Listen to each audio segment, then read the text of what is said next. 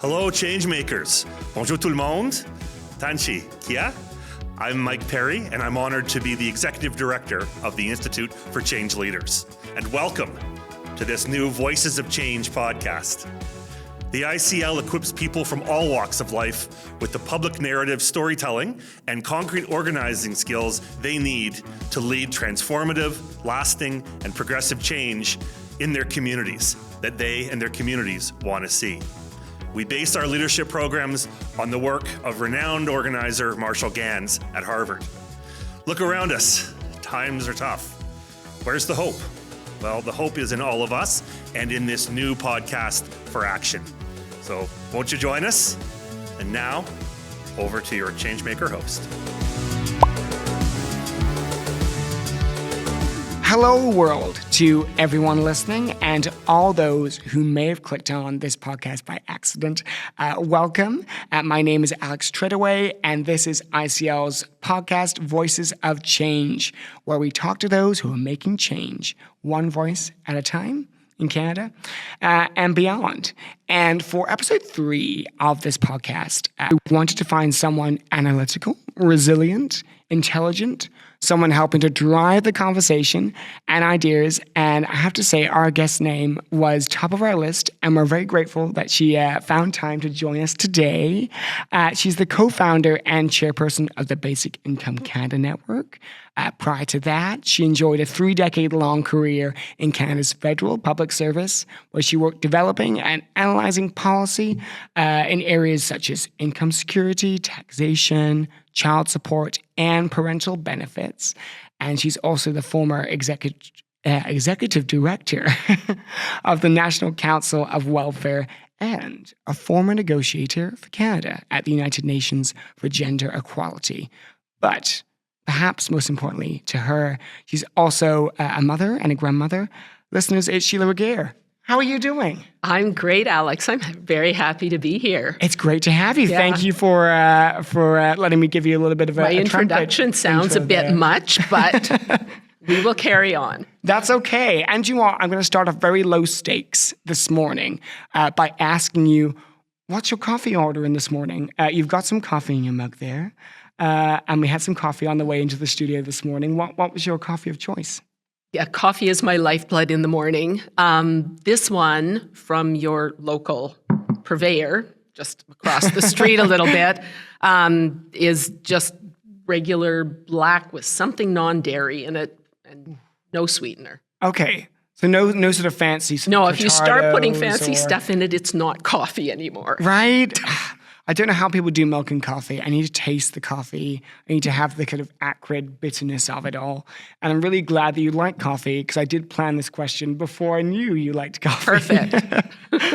And secondly, talk me through the lizard kind of reptile brooch we have on this morning. Any meaning, any thoughts behind that? Oh boy, this is a crocodile from Florida, where my son lives. Oh, lovely. Yeah, okay. He is truly a Canadian in, in all the ways that count. But he went down to the States to play football and stayed. Oh, wow. Yeah. Okay. So a little reminder of family, even when they're a little bit further away from home. That's right. Oh, yeah. I love that. And so I'm going to start talking of things that are close to home. Obviously, an issue you work pretty closely on and pretty consistently on is the idea of a basic income. A lot of folks might have heard of what a basic income is, but there's also a decent chunk of people that I think still haven't and are still being introduced to the idea. Did you want to start us off today by just kind of covering, first things first, what is a basic income to those who might not know? Yeah, it's a really good place to start, because a lot of people hear a lot of different terminology out there and start getting confused about what is essentially a really simple idea.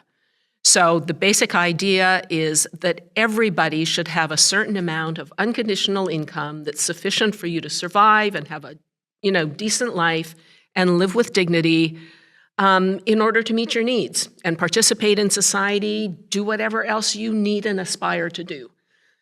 This is not a foreign concept in Canada, and there's a story behind this that we might get to as well. But when we started getting involved with others in other countries, we realized that Canada actually had an edge because we provide that form of unconditional basic income to seniors and to families with children under 18. So the key thing is it's adequate. Now, I know seniors' benefits could use a boost.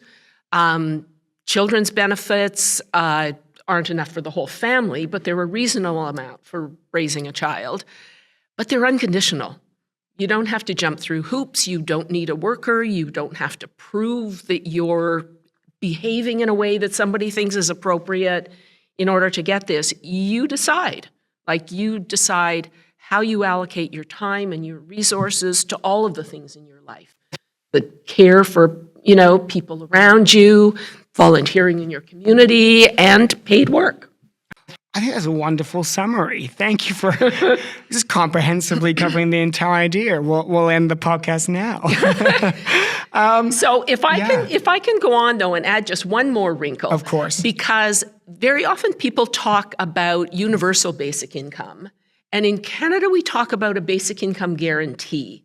So let me just cover those two basics. Absolutely. The universal one is the idea, you hear it more in the United States and some other places, where the idea of fairness presumes that everybody should get a check of the same amount. So Andrew Yang, when he was running for back in 2020 in the primaries? Back in 2020 in the States, Yep.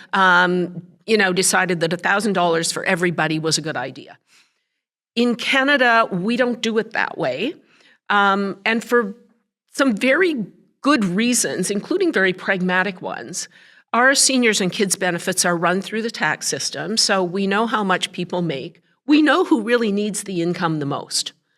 So those benefits go in higher proportion to those who need it the most, and then as your other income from other sources goes up, it diminishes. So it's kind of a mechanism for doing what the universal people think happens afterwards. We sort of reconcile this within the tax system. Well, we've also discovered in Canada that people don't like giving things back once they've got them.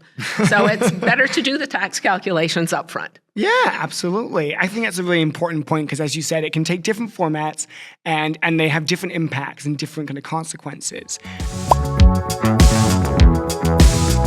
I think I just wanted to run through very quickly also. What are some common misconceptions about a basic income that you've heard in the work you do that folks might have either online or just kind of when you've encountered folks who haven't heard of the idea before? Yeah, so the two biggest are, first, that there's somehow a work disincentive built into it, that if you give people money, they will stop not working, they will leave the paid labor force. Well, they don't. That's the end of that story. Yeah. People have been searching and searching and searching for evidence that actually happens.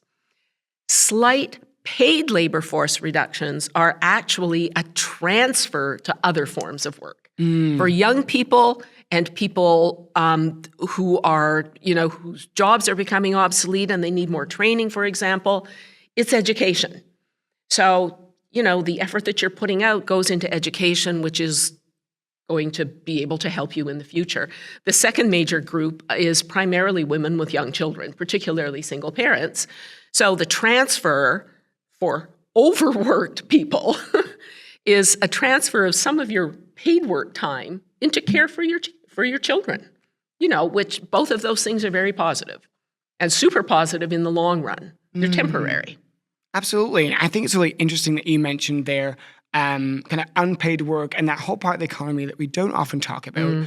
And I wanted to kind of link that to, I guess, my next question, which is we'll get into kind of your background, how you came to be the Sheila that you are today and the work you're doing.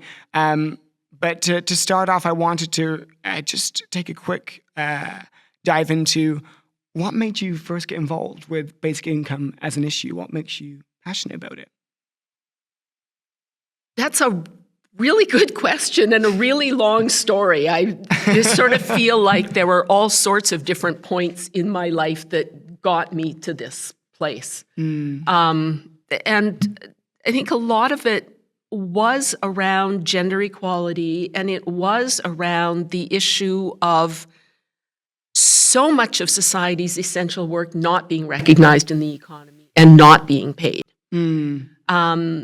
I also, part of my wildly diverse family that I had mentioned to you before, is that my children are half Black. So I have this whole Black side of my family, and I was always interested in race relations and very heavily influenced, I think, by Martin Luther King Jr., who was one of the early advocates for a basic income, not for Black people, for everybody.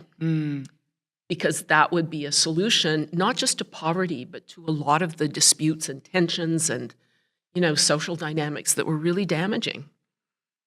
So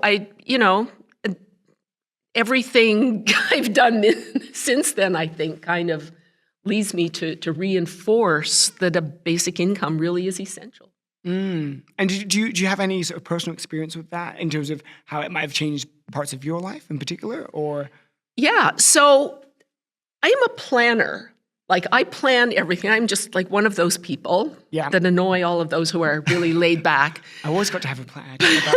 How do I not have one? But some of the most important things in my life, I think, happened by accident. And one of these was an accident. So I was a lone parent in the 1980s in Ontario, where welfare was different than it is today. There was a section of family benefits for people with children. Yeah.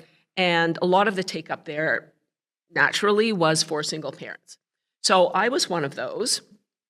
I decided that I simply needed more education to further my career and to make enough money to raise my children properly. So I ended up getting family benefits and survived on that and student loans. So that made it possible for me to improve my education. The lucky part of it was, like the accident part that turned this into a basic income, because it could have been something else. Yeah. I got a worker who enrolled me, and I never heard from her again. They decided that I was a good client, so I just went on about my business until I graduated and said goodbye, essentially. So my basic income was not remotely adequate. Like, without the student loans, we wouldn't have gotten by. But it was not bad. And it allowed me to get student loans, and it was unconditional. Because my worker didn't follow me, I was allowed to make all of my own decisions about things. And it wasn't until years and years later that I actually realized that is a form of basic income. And it's something that was made illegal in Ontario in 1995 when the Harris government came in and decided that you could not get social assistance in any form and student loans. And that's the case in most of Canada now, which is crazy. Yeah, and certainly something that changed your life at the time. Well, and so many others. I mean, the pilot participants, from an earlier pilot in Manitoba, the more recent one in Ontario, and around the world show that one of the biggest differences is that people can make in their lives is to get the education they need. So why would we not support that as a society? Yeah, absolutely. I think it's something that is so vital to get to the personal story on, because I think so many people talk about it as this kind of theoretical concept about, what might happen. But I think, as you said, including for you, even in Ontario those years ago, made a real difference.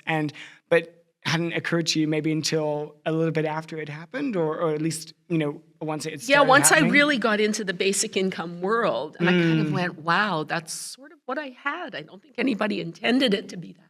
Yeah, absolutely. I think that's something I love that motivated you to go into a career in public policy, you think, to kind of explore ideas of the way the policy world had kind of benefited you in a real sense. Yeah. And then you went on to do a lot of work. That's an earlier story. Oh. My introduction to politics was another accident. Yes, okay. So this was high school, 1969, 70, around there, maybe just as the women's movement was, Yes. Getting some prominence and attention. I was sitting in a classroom in high school, the announcements come over the PA system in the morning, and the principal said that there was a job advertisement for a male student to be a page at City Council. I got up out of my chair. Yeah. I went down to the principal's office and I said, "You can't do that." And I said, "And City Council can't do that. Yeah. Not anymore." No. And he said, "Do you want the job?" And I said, "You're missing the point." And then I thought about it some more. And I thought, well, yeah, okay, maybe it is the point, because I probably would not have gotten up out of my chair if that was something that wasn't very important to me. So I thought, okay. Anyway, long story short, I got the job. I learned a lot about politics at City Council. Some of it really good. Some of it, Some of it, the circles of politics as they can be. And you spent obviously three decades in the federal public service, working on policy, different areas of expertise there. Are there any memorable stories of change where you thought, oh yeah, actually on that, I really feel like myself, my colleagues, we really made a difference. I felt that was a good day. The biggest change, and something that a lot of public servants actually don't get to experience, is a real success and a real win. So the one that I was most involved in concerned the taxation of child support. A lot of things were happening at the same time. There were complaints about the taxation of child support. There were complaints about people not getting child support, that, it just wasn't coming in. There was a family law review going on, and that was one of the issues that was being looked at. And in the frame of family policy, the federal government was looking at what we do about child poverty and support for families. So all of those things kind of folded into a package that ended up being child benefits, increasing efforts to get non-custodial parents to pay, and a change in the taxation of child support that was hugely important to lone parents to custodial parents at the time. It's hard to explain, but essentially, you weren't getting enough money from the non-custodial parent to begin with. And whatever you got, Revenue Canada decided they were going to take part of it away. Yeah. So it's like, no. Yeah, pretty shocking, really. And in my personal situation, I discovered this because of course. My ex-husband was paying tax on child support to the American government at the time. Ooh. And I was paying tax on the same money to the Canadian government. And I fought and I got my money back. And then I went, that's not good enough. This whole system doesn't work very well. Yeah. And not everyone should have to fight for the right just to be able to care for their children and to take money that's rightfully theirs. Yeah. To do a really important job, which is, supporting young people as they grow and develop. And but it was a wild case story in policy. Like, I am a policy wonk. I am analytical. It's just sort of in my genetics somehow. Yeah. But it involved a Supreme Court case. Oh, God. It's quite major, then. The complainant lost, but the verdict was, it's not unconstitutional, but it's still terrible policy. Yeah, it's quite bad. To do something. And there were some women's groups involved. Lots of other little stories in there. But it shows you, I think, how complicated policy is, but how when things align and everybody's working for similar goals, you can get things done. And I think I love the way you told that story, because I think at ICL, what so often we can focus on, I think this is really important, and it really relates to the policy world in a way that often people wouldn't expect, is those relationships and those small individual changes where someone goes, actually, this isn't working, just my individual level. You talked about the relationship between yourself and your ex-husband, and that kind of relationship with the U.S.-Canadian bureaucracy and the way that was working. And I think what is absolutely brilliant is the way that it was your kind of light bulb moment going, I'm not going to put up with this anymore. And also talking to other people, as you said, working with women's groups, particularly, that's an issue that obviously affected women, but also I'm sure men as well at the time. Parents, overall, and going, actually, we're gonna kick up a fuss about this. And it leads to a huge amount of change for a huge number of people as a result.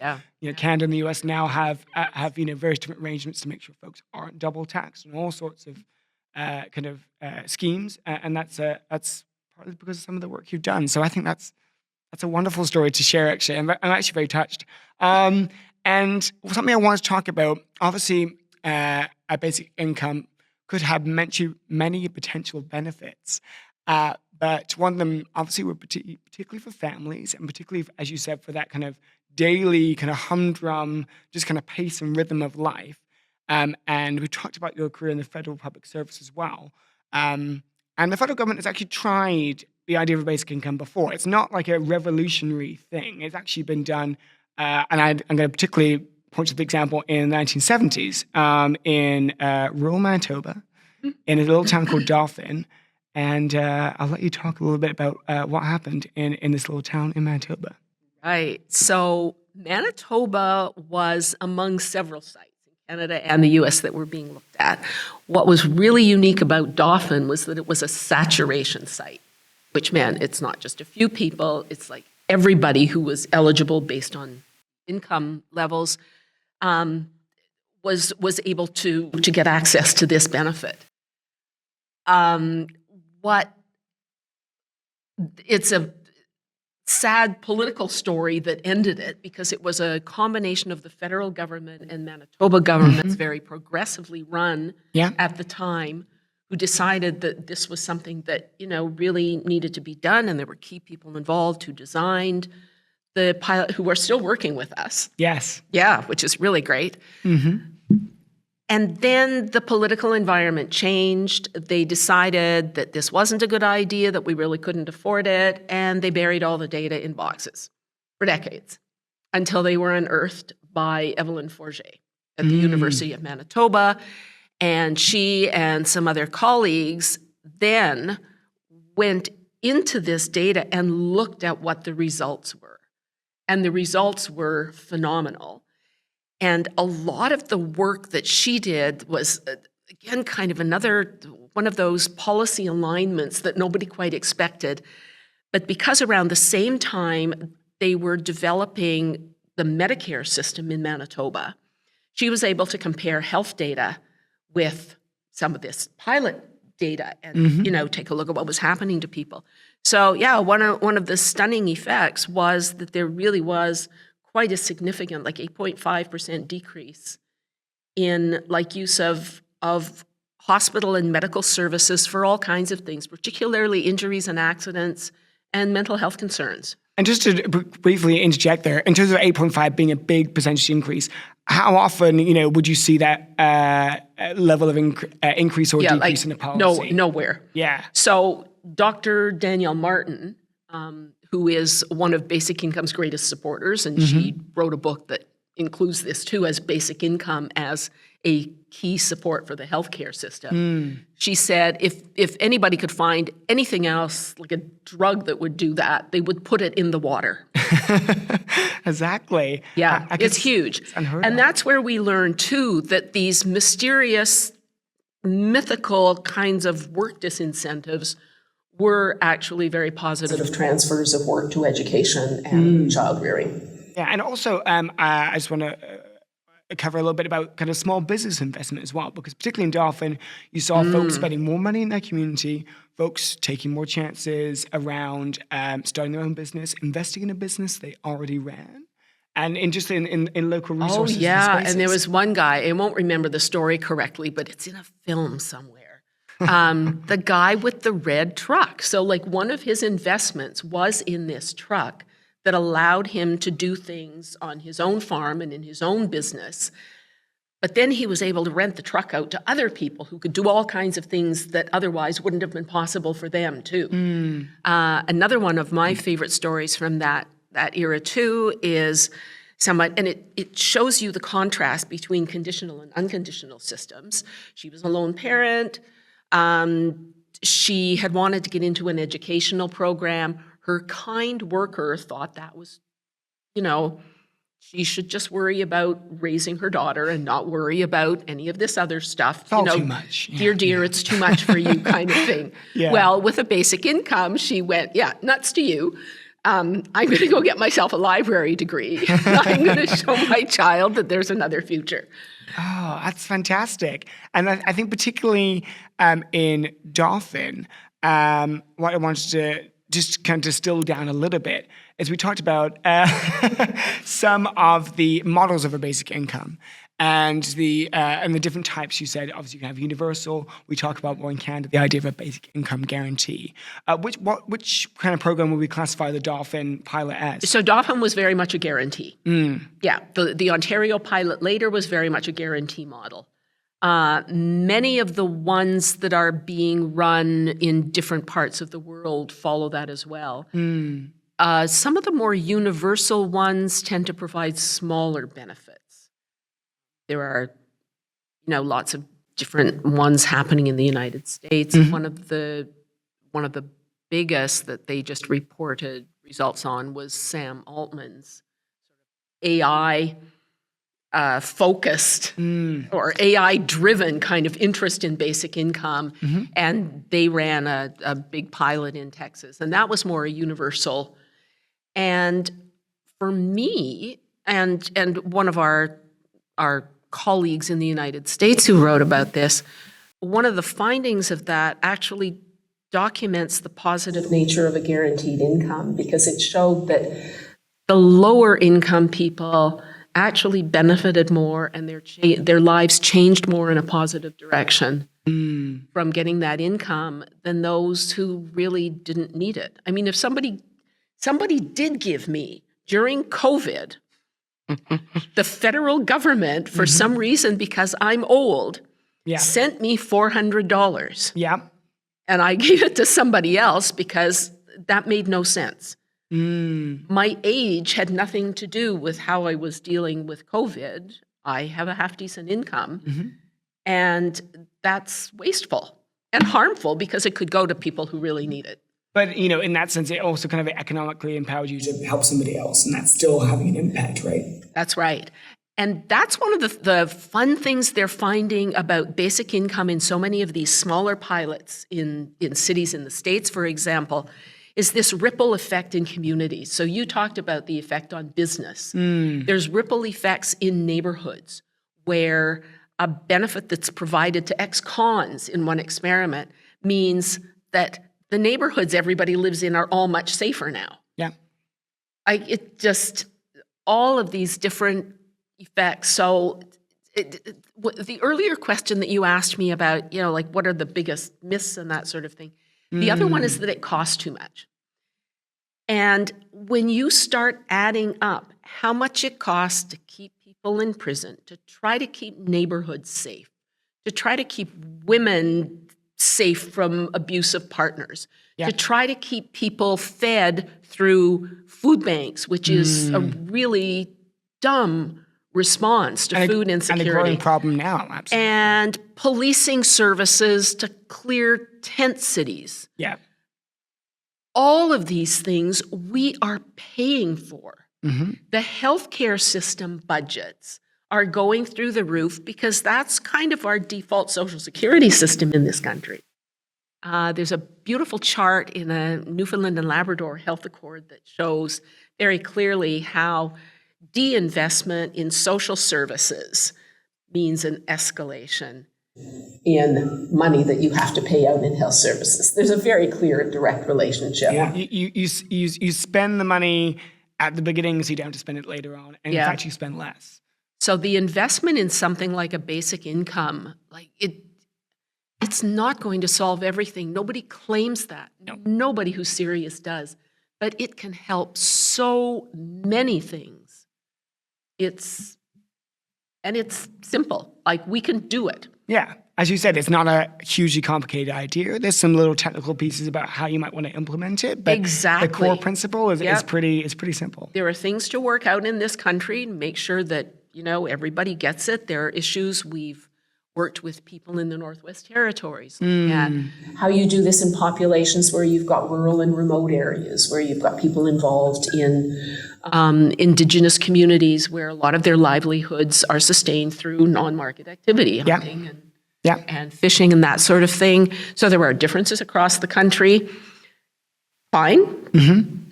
We've dealt with these before. We won't get it perfect, but we can really do good. I think this connects really well to my final question in this kind of little section of our chat today, which is what's missing for the federal government to formally launch this program now, either at a local level or at a much broader kind of scale?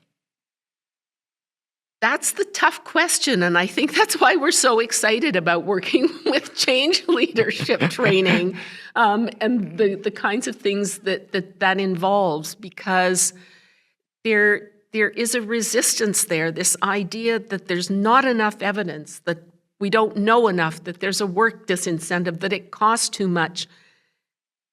Those things are myths. Like, they're not. But people, and this is part of my experience, starting in city council and then moving on to federal House of Commons, evidence doesn't sell people. No, ICL will tell you that as well. And, you know, it's not even like what people think of as ideology. It's just that you have a worldview. You have your own work experience, your own life experience that makes you think things that are kind of impervious to evidence that counters what you think. So if you think people are inherently lazy, the evidence that there's no work disincentive somehow doesn't get through. So for the federal government, I don't know, there are a lot of things going on. There's a real resistance in bureaucracies to change. Yeah. Part of that's good. Stability is nice. But once you've got something that works, and Canada's got seniors and kids benefits that work, like once you've got the confidence that you know that happens, I think the key ingredient is what somebody at our big conference earlier this year in May said, and that's political courage, not political will. Political will is kind of this amorphous thing. Yes. But political courage. That's what we're lacking. Oh, I think that's a wonderful way to term it. I definitely agree with you. I think when we go big, often, on ideas that are seen as potentially a little bit as changing up the environment, whether that's, the idea of, a universal healthcare system, in the mid-20th century was considered pretty radical here in Canada. And I think something that I certainly, and I'm sure you do too, feel pretty grateful that we now have today. Obviously, Tommy Douglas, really key figure in leading that charge. And something that I want to kind of talk about with you now as we sort of glide towards the end of our conversation is the idea that you talked about information not necessarily being the cut-through when you're talking about an idea, especially a new one. And I think that's definitely something that we, as part of our curriculum here at the Institute for Change Leaders, would encourage, because so often it's not when you present someone with information that they change their mind. It's when they find a compelling narrative and a compelling story, and as you said, connected to their own life experience. And how do you see that coming together in terms of your story and how ICL can support you in telling that as part of the Basic Income Canada Network? Yeah, I think this is just such an important part in the evolution of the basic income movement, actually. From the time that we started out, our organization, the Basic Income Canada Network, was formed in 2008. A lot of the work that's happened over then we were this like lunatic fringe tiny little group of people, and now we're many, many people. There are, organizations nationally. There are those in different provinces, in regions, in cities. We have allies all over the place in faith groups, food security groups, health, all of that sort of thing. And then the evidence has been built. Like we've been building and building and building evidence. Yeah. It's there. Some people say we need more. No. We need a different way of finding how to approach people, finding how to get people to understand how important this is, how it can affect so many things that matter to you. So one of our struggles is because people come to basic income through different routes. If you're interested in poverty, or in my case, racial and gender equality kinds of things. Yeah. It can do so many things in so many different areas that people also discount it on the basis of that. So the AI guys are going, we need a basic income because all of our jobs are going to disappear. Yep. And then somebody else comes along and says, that's a crock. All of our jobs are not going to disappear. Well, that's true too. But some are. People are losing their jobs. And people are getting sick. And people are struggling to find the economic resources to survive through their treatment. So there are so many different ways of reaching people, but then we have to help them get beyond their own issue and help them understand how so many other people can benefit too. So I think our challenge is to get out there somehow and do things differently and use what we've got in other ways. And I'm just really excited about that. At the conference that we held, this was the first pan-Canadian conference on basic income. It's the Basic Income Forum, am I correct in saying? That's what we called the big forum in Ottawa. Yeah. And it was amazing. It was in May of it was this a year. great success. There was so many people there from so many different sectors. We had sponsors and support from so many different places. And we had support from the Institute for Change Leaders, and part of that support was coming to actually do a mini training workshop. So there were some people who went through that, and it was really interesting I was at that workshop, and I told a story too, but it was interesting to see that, and to see how there are certain shifts needed in the way people tell stories. And I saw that firsthand, too, with some of the Ontario pilot participants who got media training. And so I sat in on some of those sessions, and in the early ones, and this happens with so many of us, and I fear I've done it today, too, that it's easy to tell your own story, but you get caught up in your own story, and it becomes about you. And at a certain point, that doesn't work to get policy change. It needs to be about us. You need to make your story relatable.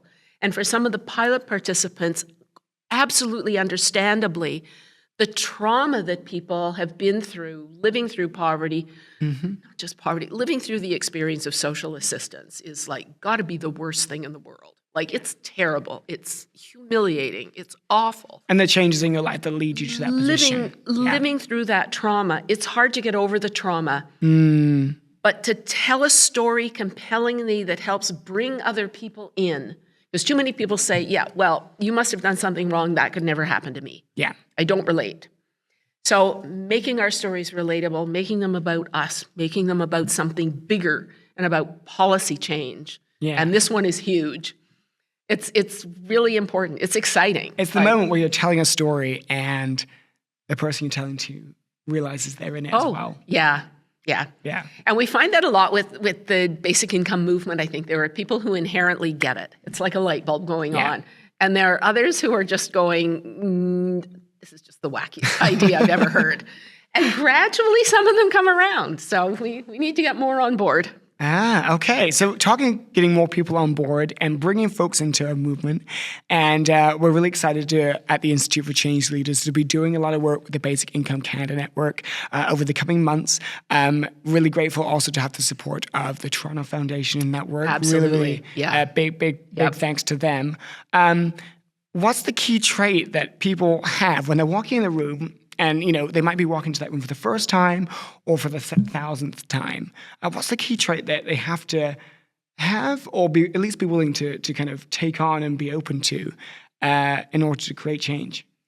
So that's one of the things we've been discussing as a board, because we're trying to figure out, okay, who's going to benefit most from this training and how is it most going to benefit the organization and the movement? And we all have some different ideas, and I might change my mind after I do the training. I don't know. For me, I'm a problem solver, so I look for that. Not somebody who is content with complaining about a situation, but somebody who's fixated on how we fix it. A quite type A person, if there's a spillage in the kitchen, you're like, right, who's on the towels, who's what's staying, how long do you leave it?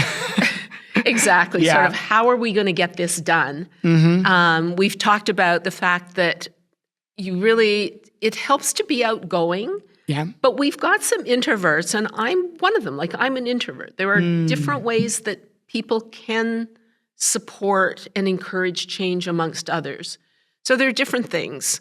And I think people can maybe contribute in different ways. So I'm, looking forward to learning about that a little bit more and figuring out, what that is. But I think the most important thing is, and this sort of comes back to my high school story, Martin Luther King Jr. So he's famously re-quoted, and he actually borrowed the quote from somebody else. He's famously known for this quote about the arc of the moral universe bending towards justice.